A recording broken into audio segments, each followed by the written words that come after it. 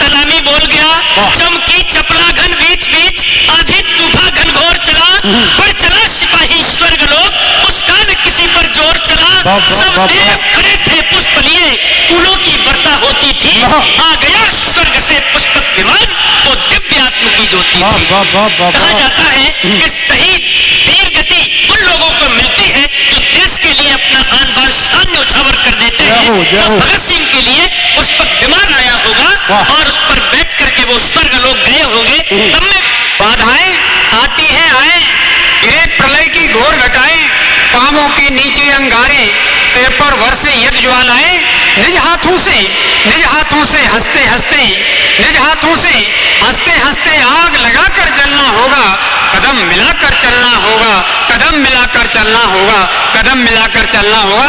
आए पी संजू सूर्यम।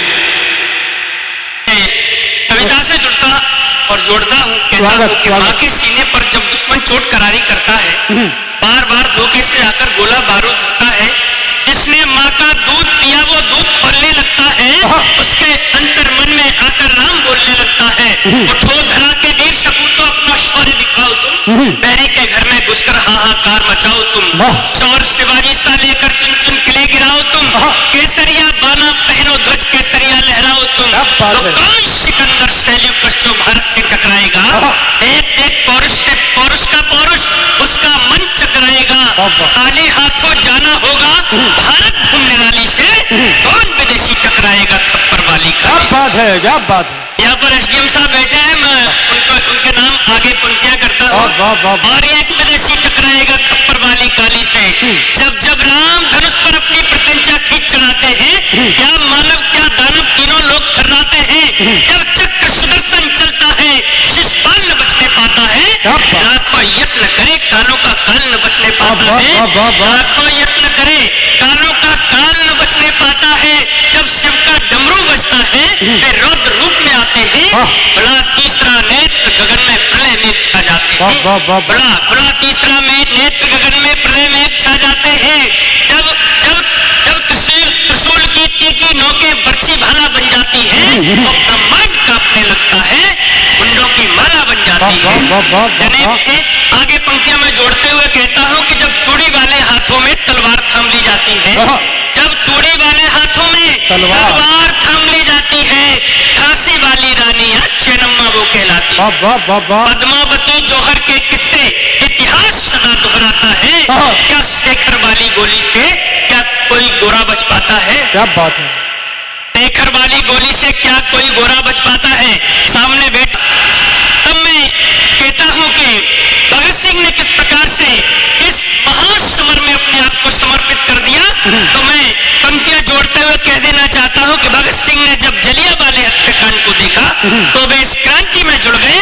अगर भगत सिंह की क्रांति काम न लाई होती तो देश को आजादी मिलने में 1000 वर्ष लग जाते। तब मैं कह देना चाहता हूं, यहां से कविता शुरू करता हूं कि जलियांवाला कांड हृदय पर चोट करारी छोड़ गया, जलियांवाला कांड हृदय पर चोट करारी छोड़ गया, आजादी के हवन यज्ञ में भगत सिंह को जोड़ गया, प्रतिशोध की एक ज्वाला उनके मन में फूटी थी, नौजवान भारत की सेना अंग्रेजों पे टूटी थी, कच्ची उम्र किंतु लोही मजबूत इरादा साथ लिया, कसम उठाई आजादी की फिर हाथों में हाथ लिया, उनका ये इरादा परवान चढ़ा, चट्टानी सीना दहक उठा, आजादी के हवन यज्ञ का वो फूल चुनिंदा महक उठा, आजादी के हवन यज्ञ का वो फूल चुनिंदा महक उठा, हथियार थामने वाला वो सब रिश्ते बंधन छोड़ गया, आजादी का दीवाना संबंध धरा से जोड़ गया, आजादी का दीवाना संबंध धरा से जोड़ गया, बचपन में बंदूकों बोई वो फसल काटने वाला था,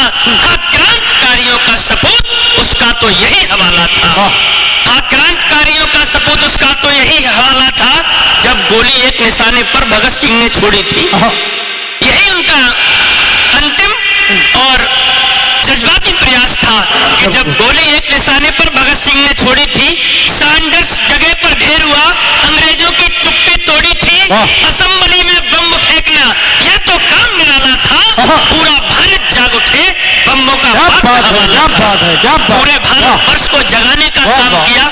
यहाँ हमारे सामने जो जनता बैठी हुई है, ये जो मैं आपको देश और दुनिया से इस भारत माता की मिट्टी का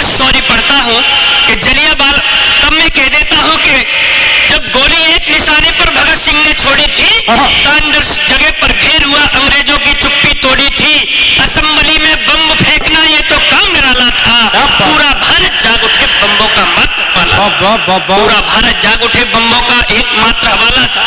असेंबली में बम फेंककर खड़े रहे सीना ताने, भारत माता की आजादी के जय घोष किए वो दीवाने, भारत माता की आजादी के जय घोष किए वो दीवाने, असेंबली में हथकड़ियों को अपने हाथों पहना था, भारत माता की आजादी का ये तो एक गहना था। जिंदाबाद आजादी, जिंदाबाद। भारत माता की आजादी का ये तो एक गहना था। जब जब भरी अदालत में पेशी पर लाया जाता था, भारत माता की जय घोषों से संपूर्ण सदन थर्राता था। संपूर्ण सदन थर्राता था।